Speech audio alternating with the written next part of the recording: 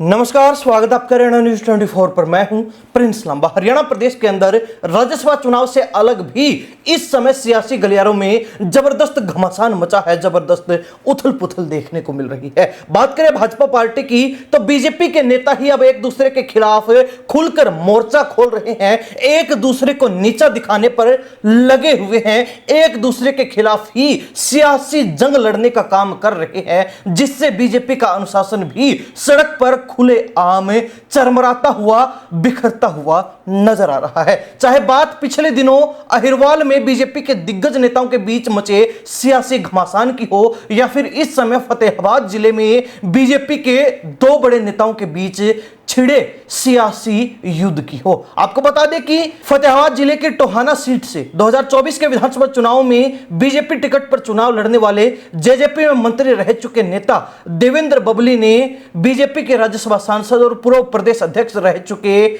सुभाष बराला पर गंभीर और बेहद ही बड़ा आरोप लगा दिया है, और उन्होंने सुभाष बराला को सीधे सीधे बिना नाम लिए कांग्रेस का एजेंट बता दिया।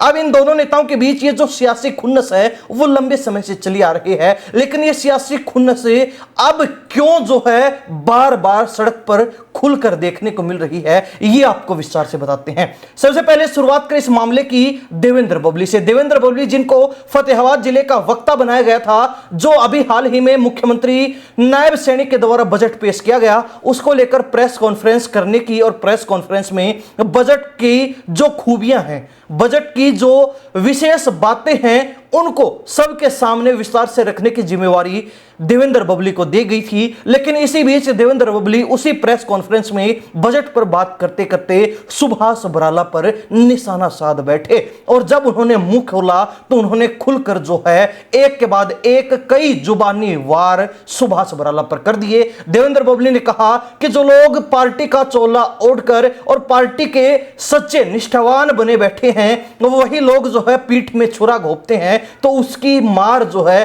बेहद गंभीर होती है। और ऐसे ही लोगों ने मुझे चुनाव हरवाने का काम किया, यानी कि सीधे सीधे वो लोग जो है कांग्रेस के एजेंट है, क्योंकि उन्होंने कांग्रेस के प्रत्याशी को जितवाया, कांग्रेस का विधायक बनवाया, तो ऐसे में वो कांग्रेस के एजेंट हैं। और यहां पर देवेंद्र बबली ने बिना नाम लिए ये निशाना जो है बीजेपी के राज्यसभा सांसद और पूर्व प्रदेश अध्यक्ष सुभाष बराला पर साध दिया। अब यह मामला यही नहीं रुका। देवेंद्र बबली के इस बयान के बाद सुभाष बराला के जो समर्थक हैं और भाजपा के जो पदाधिकारी फतेहाबाद जिले के हैं, वो भड़क उठे और देवेंद्र बबली के खिलाफ ही मोर्चा खोल दिया। बीजेपी के पदाधिकारियों में से किसी ने देवेंद्र बबली को सोहन पापड़ी और रायता फैलाने वाला कह दिया, तो किसी ने तेल चोरी करने वाला भी बोल दिया, जिसके बाद अब यह मामला जो है और भी पेचीदा हो चुका है और भी गर्मा गया है। हालांकि बात करें देवेंद्र बबली और सुभाष बराला के बीच की इस सियासी खुन्नस की, तो इसकी शुरुआत जो है 2019 के विधानसभा चुनाव से होती है, जब देवेंद्र बबली जेजेपी के टिकट पर चुनावी मैदान में टोहाना से उतरे और सुभाष बराला बीजेपी टिकट पर चुनाव में उतरे थे। तो ऐसे में देवेंद्र बबली से सुभाष बराला 2019 के चुनाव में मात खा बैठे थे। लेकिन 2024 का विधानसभा चुनाव आते आते देवेंद्र बबली के भी रास्ते बदल गए, देवेंद्र बबली के भी इरादे बदल गए, उनका भी मकसद बदल गया। तो ऐसे में बीजेपी जेजेपी गठबंधन सरकार में पंचायत मंत्री रहने वाले देवेंद्र बबली पलटी मार गए, पाला बदल गए और जेजेपी छोड़कर बीजेपी में आ धमके। अब बीजेपी में देवेंद्र बबली की एंट्री होने से सुभाष बराला असहज हो गए, क्योंकि उनको शुरुआत से ही ये एहसास हो गया था कि अगर देवेंद्र बबली की बीजेपी में एंट्री होती है तो ऐसे में उनकी टिकट पर तलवार चल जाएगी। और हुआ भी वही। 2024 के विधानसभा चुनाव में सुभाष बराला को सर्वे के हिसाब से टिकट देने की लाइन से बाहर कर दिया गया और देवेंद्र बबली बाजी मार गए।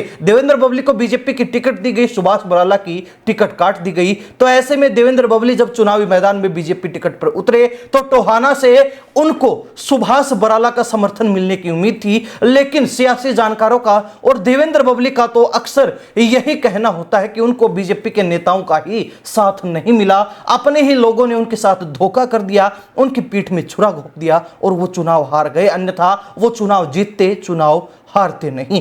खैर, सुभाष बराला की टिकट कटी तो उनकी पॉलिटिकल एडजस्टमेंट भी बीजेपी ने कर दी, उनको राज्यसभा भेजने का काम कर दिया गया। लेकिन दूसरी तरफ बात करें देवेंद्र बबली की, तो वो इस समय बीजेपी में एक कार्यकर्ता बनकर ही बैठे हुए हैं। और यही जो है इन दोनों नेताओं के बीच की असली सियासी खुन्नस की वजह है, यही जो है दोनों नेताओं के बीच सियासी लड़ाई है। इसके अलावा इन दोनों नेताओं के बीच कोई भी ऐसी बात नहीं जिससे ये एक दूसरे को नापसंद करते हों, लेकिन अब यही वजह जो है एक बड़ी गंभीर मुद्दे में तब्दील हो गई है और दोनों नेताओं के बीच खाई को और भी चौड़ा और भी गहरा करने का काम कर दिया है। हालांकि देवेंद्र बबली के अचानक इस प्रहार के बाद सुभाष बराला के लोगों की तरफ से प्रतिक्रिया देखने को मिली। सुभाष बराला अब तक इस मामले पर कुछ भी खुलकर नहीं बोले, लेकिन जल्द ही उनका बयान आने की भी उम्मीद लगाई जा रही, कयास लगाए जा रहे हैं। खैर, इन दोनों नेताओं के बीच की ये जो खुन्नस है, ये जो सियासी लड़ाई है, इसने बीजेपी के अनुशासन को तार तार कर दिया है। सरेआम सबके सामने ये जग जाहिर कर दिया